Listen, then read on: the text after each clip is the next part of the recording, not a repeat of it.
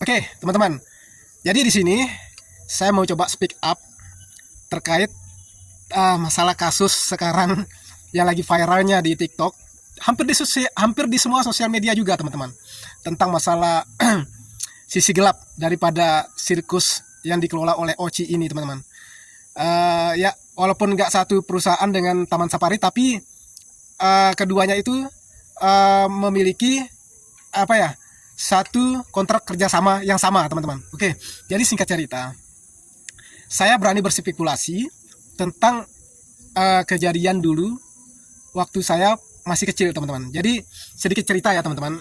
Ya, kalau teman-teman ada yang mau stay di sini ya, oke, silakan stay, dengerin. Kalau ada yang nggak ada yang mau dengerin, umpamanya bosan, umpamanya ya silakan skip ya, teman-teman.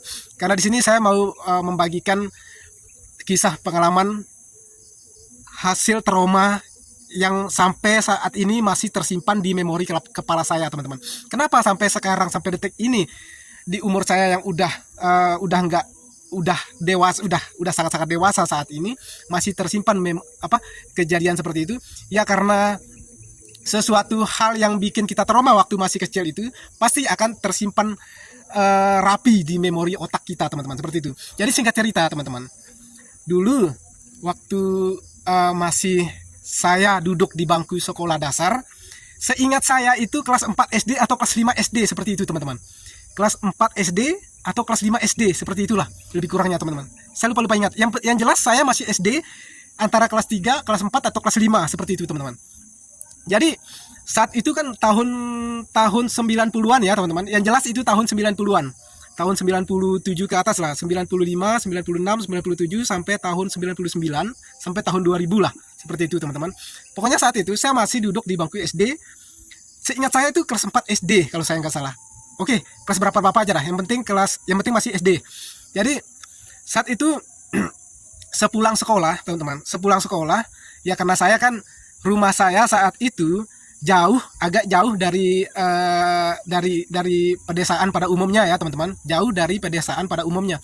Jadi dulu saya sama kedua orang tua saya, sama kakak saya dulu itu, sama saya itu masih bertiga ya, masih 3 bersaudara dulu sama kakak saya dan adik saya. Waktu masih tahun 90-an itu, saya itu kalau pulang sekolah itu melalui sawah, teman-teman, lewat sawah gitu kan, lewat sawah pokoknya. Jadi kemungkinan besar jadi mungkin pas hari apes saya kayaknya ya saat itu.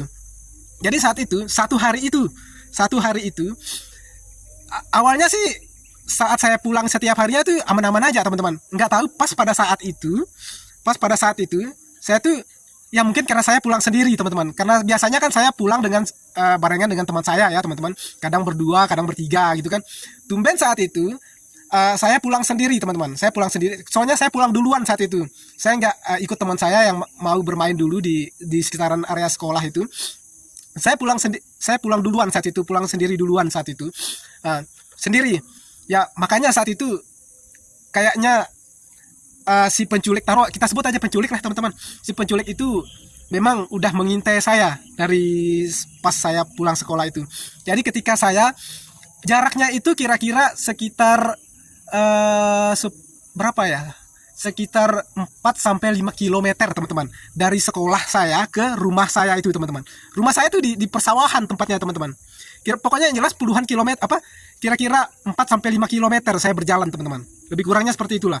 Jadi ketika pas saya jalan sendiri kan, ketika pas pada saat udah di tengah-tengah sawah ini, jadi kan ya namanya juga di tengah-tengah sawah kan, sepi kan, teman-teman, sepi kan, asli sepi banget. Paling kalau seandainya ada orang lewat itu ya paling ada bapak-bapak, ibu-ibu yang lagi yang baru selesai nyangkul gitu kan, baru selesai ngalirin air sungai, alirin talut-talut masukin airnya ke persawahan, petak-petak sawah gitu kan. Nah, saat itu pas saya pulang sekolah itu asli sepi banget, teman-teman. Asli sepi. Ada saya lihat bapak-bapak tapi udah tua lah, lihat baru selesai nyangkul bajak sawah gitu kan. Kebetulan saat itu ada sebagian yang bajak sawah karena udah mau udah mau panen kan. Ada sebagian yang udah mau bajak sawah untuk tempat pembibitan padinya kan, nah gitu. Nah kebetulan saat itu padi udah nunduk lah, udah berisi lah padinya itu ya, 1 bulan lagi mau panen lah kira-kira teman-teman. Udah ada yang menguning sebagian gitu kan. Jadi saya lari itu teman-teman. Maaf. Jadi saat itu ketika udah di tengah sawah itu kayak ada orang yang buntutin saya gitu, yang mengikutin saya dari belakang. Ternyata benar aja teman-teman, benar aja. Ketika saya tiba-tiba nengok ke belakang, palingkan muka ke belakang, lihat ke belakang, ternyata ada pria laki-laki yang badan besar, terus pakai jaket teman-teman, seperti itu. Pakai jaket, terus pakai kacamata, seperti itu teman. Ya otomatis saya saat itu kan tumben-tumben ya gitu kan, tumben-tumben ada sosok pria laki-laki besar kayak gitu di tengah sawah. Gimana nggak panik gitu loh teman-teman, gimana nggak panik. Saya masih SD gitu kan, duduk di bangku sekolah dasar, lihat sosok laki-laki yang besar pakai jaket, pakai kacamata, rambut panjang gitu kan, gimana nggak panik tuh. Nah gitu kan ya, jadi saat itu saya mencoba untuk jalan terus kan, jalan terus sambil saya pura-pura saya melihat ke belakang sedikit gitu kan, tanpa harus mencurigai gitu kan, tanpa harus saya curigai orang yang di belakang saya gitu kan. Nah, jadi ketika semakin saya mendekati rumah saya itu, semakin dekat si penculik ini teman-teman. Saya anggap aja itu penculik teman-teman. Nah semakin dekat. Jadi ketika saya tengok ke belakang, lihat ke belakang, tiba-tiba dia itu seakan-akan berjalannya itu lebih cepat teman-teman, seolah-olah dia itu mau menangkap saya gitu. Langsung spontan saya lari teman-teman, spontan saya lari. Ketika saya lari kan, ketika saya spontan lari, dia ternyata ikut lari juga. Ya kalau dia ikut lari, ya otomatis dia ngejar saya gitu kan, logikanya seperti itu kan.